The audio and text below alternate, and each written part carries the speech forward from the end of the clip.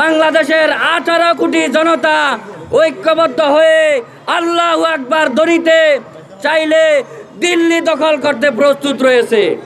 আমাদের দেশে যতগুলো বড় বড় প্রকল্প চলমান, তার মধ্যে সবগুলো প্রকল্পে আধিপত্য রয়েছে শুধু ভারতের, একছত্র আধিপত্য।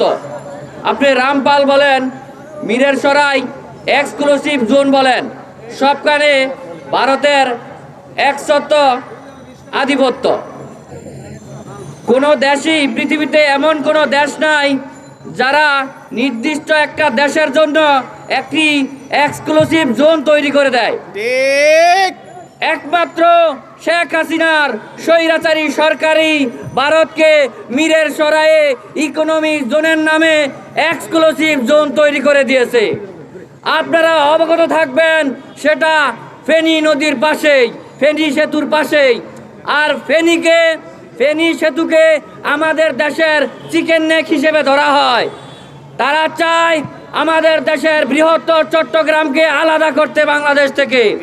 তারা চায়, ময়ূররঞ্জনেরা চায় আমাদের চট্টগ্রামকে তারা অ্যাকোয়ার করতে। শুভেন্দুরা বলে ইসকো ক্যাপচার করলো। আমি বলতে চাই, তাদের এত সাহস হয় কি করে?